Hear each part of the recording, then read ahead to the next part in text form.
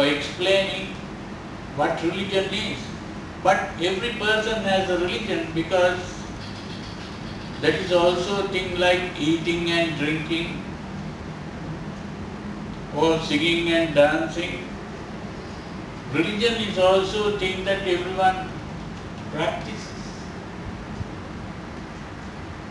So this is why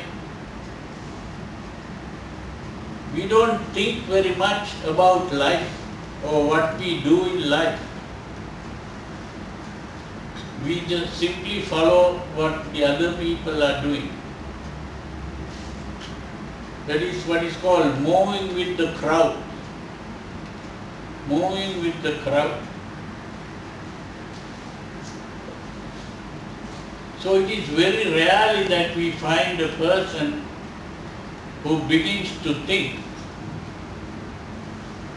alone. And by beginning to think alone, they might write books, or they might make speeches, express their views or opinions,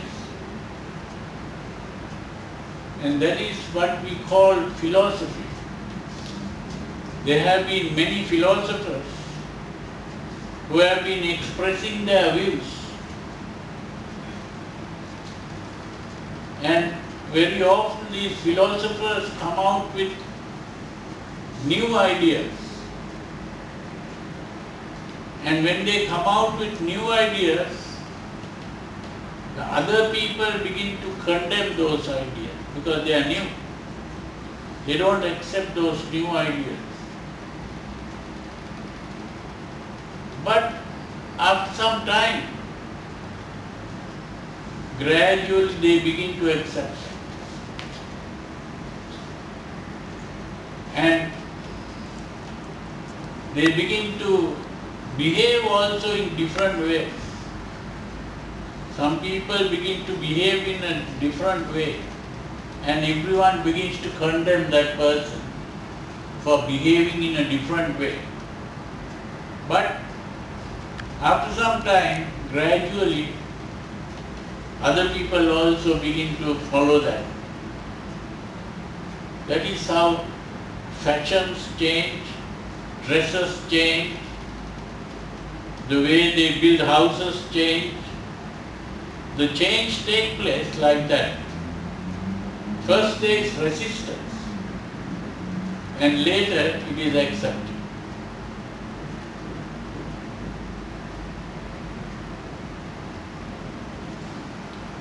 Even science progresses in a similar way.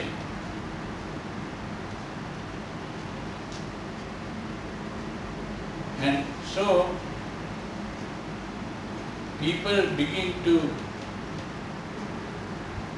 think about life and bring in new ideas only when people begin to think alone, and that is a rare thing. But these rare people are the people who begin to change and transform cultures and societies.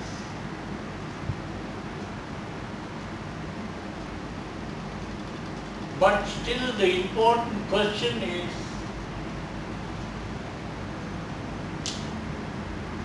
whatever we are doing,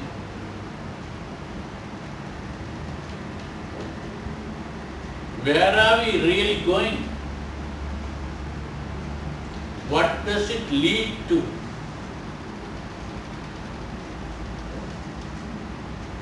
If we begin to think in a different way, we might think about what is good, what is bad. Normally, a culture will have a certain concept of what is good and what is bad. But some individuals might start some new ideas. At first, these ideas will be rejected, and then it will be accepted.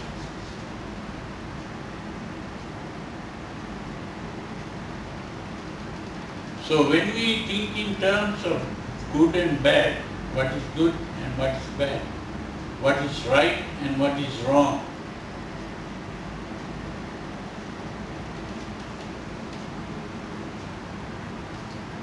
there have been philosophers of different kinds who have been expressing their views about that.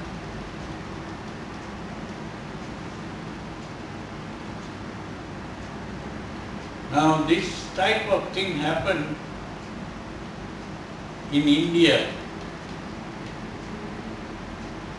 when Prince Siddhartha came into being. When he was born, he began to observe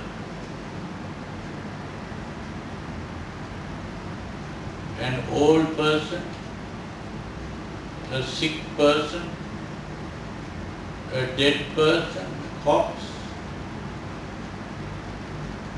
When he began to see this, he began to see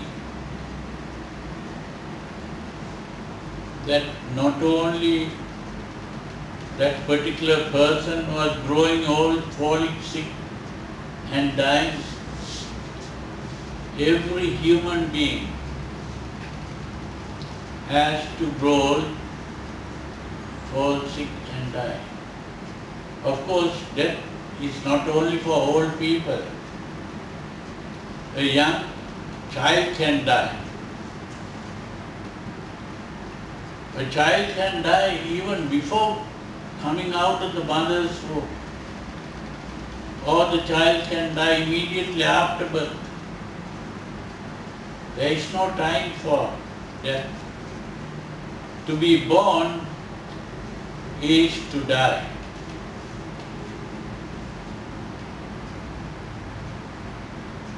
Now today, the world is dominated by Western thinking.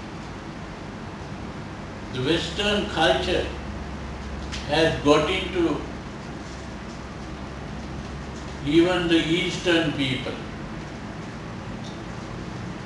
Now everyone is trying to wear the same kind of clothes, which are mainly Western, and to eat similar food, to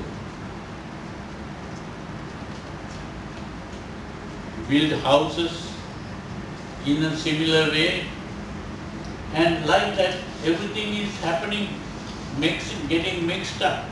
Different cultures now come together and learn from other cultures. And this kind of thing is what is called being civilized.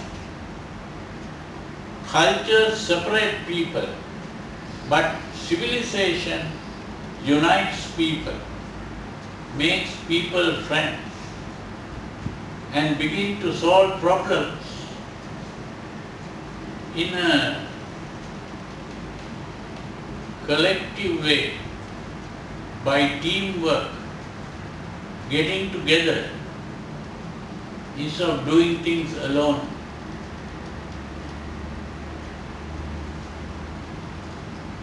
So, but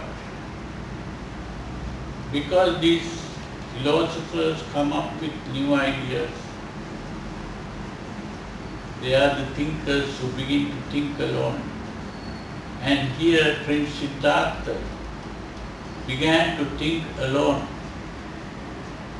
And he thought, these people, normal people, they are all subject to old age, disease and death. And being subject to old age, disease and death, they are going after things that are subject to old age, disease and death. They become attached to things which are subject to old age, disease and death. This is